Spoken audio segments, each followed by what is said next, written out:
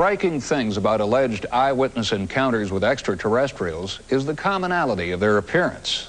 These encounters are so widespread and the descriptions so detailed that it's now possible to analyze these reports. We've broken them down into 7 distinct categories. Now, if, and remember it's a very big if, we are being visited by extraterrestrials, the galaxy may be more diverse than we can imagine. An all too common sight in our society is policemen arriving at the scene of a crime, trying to determine what happened. Often they call on forensic artists like Bill McDonald for help. Recently, Bill turned his artistry to another mystery, determining the identity of the alien creatures that millions believe walked this planet. First, he sifted through the eyewitness descriptions. 3 to 5 feet tall. Big heads, big eyes. They look like flies in a way. White, iridescent sort of skin. It was green and had little hair on it. Perfect humanoids. From descriptions like these, Bill McDonald created composite sketches of alien beings. The illustrations I do are made specifically for scientific research and for publication, and the intent is to be as accurate to the witness descriptions as possible.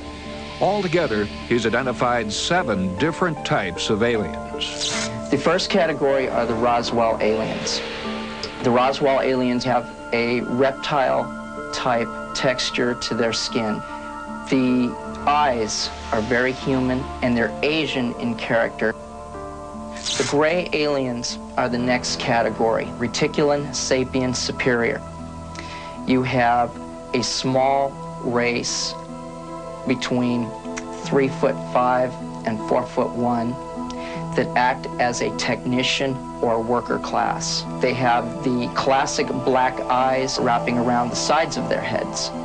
The next category are the ancients. They look almost like giant praying mantises or grasshopper insects. The eyes are fully up to 1/3 the total mass of the head. The Nordics are very interesting because they're the most human appearing of all of the aliens.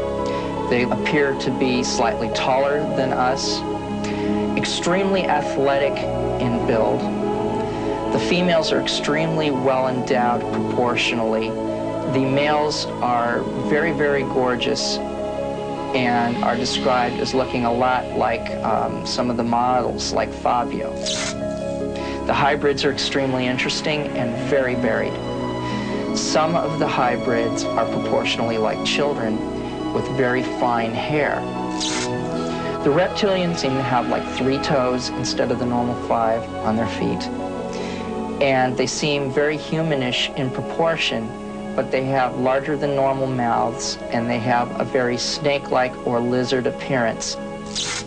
Some of the aliens, and it's interesting that the aliens in Close Encounters of the Third Kind looked a lot like this, seem to appear like fetuses and are proportionally like fetuses that are running around like small children, have a higher degree of intelligence, and operate in a technical capacity, if you will.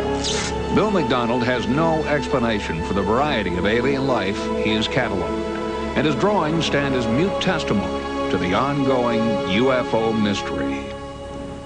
It's hard enough to imagine one kind of alien, but the idea of 7 different alien species staggers the imagination. But let's say all these aliens are among us. Now comes the hard part. Why are they here? We'd all like an answer to that question.